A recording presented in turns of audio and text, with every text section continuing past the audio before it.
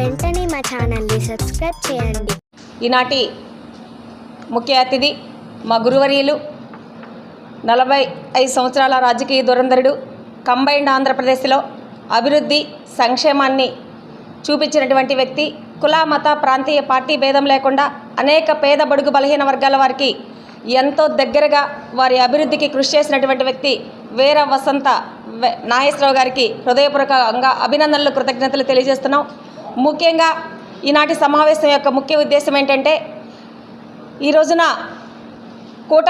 కూటమి యొక్క ముఖ్య ఉద్దేశం ఏంటంటే, ఆంధ్రప్రదేశ్ యొక్క ప్రయోజనాల కోసం, ఆంధ్రప్రదేశ్ అభివృద్ధి కోసం, ఆంధ్రప్రదేశ్కి రావాల్సిన వాటాల కోసం 3 పార్టీలు కలిసి జట్టు కట్టి కేవలం ప్రజల అభివృద్ధిని కాంక్షించి మాత్రమే కూటమిగా ఏర్పడడం జరిగింది. శ్రీరాముడు అంతటి వాడే వానరుల సహాయం తీసుకున్నారు. అలాగే ఈ రోజున ఒక 3 పార్టీలు కలిసి జట్టు కట్టి ఇక్కడ ఉన్నటువంటి రాక్షస పాలనని అంతమొందించడానికి తీసుకున్నటువంటి నిర్ణయాన్ని జాతీయ బీసీ సంక్షేమ సంఘం ఆంధ్రప్రదేశ్ రాష్ట్ర ఇన్ఛార్జిగా, రాష్ట్ర మహిళా అధ్యక్షురాలుగా ఖచ్చితంగా స్వాగతిస్తున్నాం. మేము కూడా కూటమికి ఇక్కడ ఉన్నటువంటి ఆంధ్రప్రదేశ్లో ఉన్నటువంటి బీసీలము, యాదవులము అందరూ కూడా రాష్ట్ర ఇన్ఛార్జిగా మా టీం అందరి తరపున మద్దతు తెలుపుతున్నాను. ముఖ్యంగా ఈ రోజున ఆంధ్రప్రదేశ్ రాష్ట్రం విశ్వసనీయతను కోల్పోయింది, ప్రజల నమ్మకాన్ని కోల్పోయింది. ఈ జగన్మోహన్ రెడ్డి తీసుకునేటటువంటి ప్రజా వ్యతిరేక విధానాల వల్ల ఆంధ్రప్రదేశ్ రాష్ట్రం 30 సంవత్సరాలు వెనక్కిపోయింది. అభివృద్ధి లేదు, సంక్షేమం లేదు, ఉపాధి లేదు, ఉద్యోగాలు లేవు. ఈ రోజున ఆంధ్రప్రదేశ్లో ఉన్నటువంటి యువత మొత్తం కూడా రోడ్డున పడ్డటువంటి పరిస్థితి. ముఖ్యంగా ఈరోజు సమావేశం ఏంటంటే, మన వసంత కృష్ణప్రసాద్ గారి గురించి. వసంత కృష్ణప్రసాద్ గారు అంటే నైతికతకు మారుపేరు, ఆత్మాభిమానానికి మారుపేరు, ఆత్మగౌరవానికి మారుపేరు. రాజకీయాలంటే ఈ విధంగా చేయాలని నిరూపించినటువంటి వ్యక్తి. 3 రాజధానులని వ్యతిరేకించి, తను వైఎస్ఆర్సీపీ పార్టీలో ఎమ్మెల్యేగా ఉన్నప్పటికీ 3 రాజధానులు వ్యతిరేకించి, ఈ విధానం కరెక్ట్ కాదు, ఈ పార్టీలో నేను ఉండకూడదు, నాకు ఆంధ్రప్రదేశ్లో ఉన్నటువంటి ప్రజల యొక్క అభివృద్ధి, సంక్షేమం, రాజకీయ ఎదుగుదల, ఆంధ్రప్రదేశ్ ముందుకెళ్ళడం ముఖ్యమని చెప్పి ఆయన ఒక మంచి నిర్ణయం తీసుకొని తెలుగుదేశం పార్టీలోకి అడుగుపెట్టడం జరిగింది. ఇక్కడ ఎమ్మెల్యేగా పోటీ చేస్తున్నారు. కాబట్టి అలాంటి నైతికత ఉన్నటువంటి వ్యక్తిని, అలాంటి ఆత్మగౌరవం ఉన్నటువంటి వ్యక్తిని ఖచ్చితంగా అక్కడ ఉన్నటువంటి మైలవరం ప్రజలందరూ కూడా ఆలోచించి, అది కాకుండా మన రాష్ట్రం 30 సంవత్సరాలు వెనక్కిపోయింది, ఈ రోజున అభివృద్ధికి ఆమడ దూరంలో ఉన్నాము.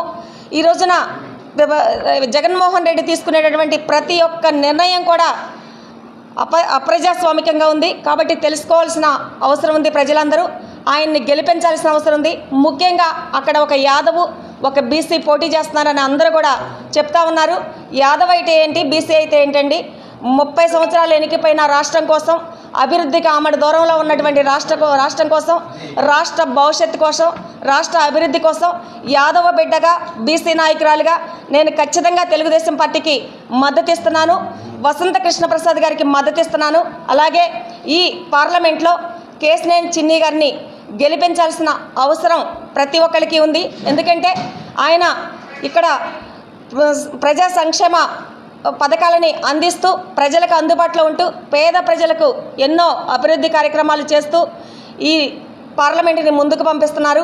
ముఖ్యంగా ఈ రాష్ట్ర ముఖ్యమంత్రి జగన్మోహన్ రెడ్డి మాట్లాడితే సిద్ధం అంటున్నాడు. దేనికి సిద్ధమండి ఇతను?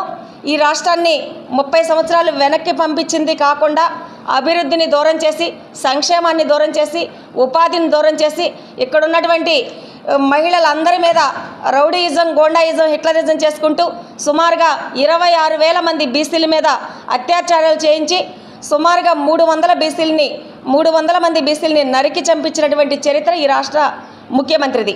అలాగే ఈ రోజున ఈ రాష్ట్రంలో చంద్రబాబు నాయుడు గారు ముఖ్యమంత్రిగా ఉన్నప్పుడు అభివృద్ధిని, సంక్షేమాన్ని జోడెద్దుల బండి మీద నడిపించారు. రాష్ట్రం పచ్చగా ఉంది, చక్కగా పాలన జరుగుతున్న సమయంలో ఒక అమరావతిని రాజధానిగా ఎంచుకొని, ఒక శాసన మండలిని, ఒక శాసన సభని, అలాగే ఒక సెక్రటరేట్ని, ఒక డీజీపీ కార్యాలయాన్ని ఏర్పాటు చేసి పచ్చగా ఉన్నటువంటి ఆంధ్రప్రదేశ్ని ఒక్క ఛాన్స్ అనే మాయలో పడి బాగా పాలిచ్చే ఆవుని వదులుకొని తన్నే దున్నపోతుని తెచ్చిపెట్టుకున్నట్టు ఒక్క ఛాన్స్ ఇచ్చి ఇక్కడ ఉన్నటువంటి ప్రజలందరూ మోసపోయారు. అతను ఇప్పుడు జరగబోయేటటువంటి ఎన్నికలు రామ పాలనకి రాక్షస పాలనకి మధ్య జరగబోతున్నాయి. ధర్మానికి అధర్మానికి మధ్య జరగబోయే ఎన్నికలు, తర్వాత నీతికి అవినీతికి మధ్య జరగబోయే ఎన్నికలు. మన నాయకుడు చంద్రబాబు నాయుడు గారు నీతి నిజాయితీ ధర్మం ఉన్నటువంటి వ్యక్తి. అంతిమంగా ధర్మమే గెలుస్తుంది కాబట్టి ఖచ్చితంగా చంద్రబాబు నాయుడు గారు మరొకసారి విజయం సాధిస్తారు.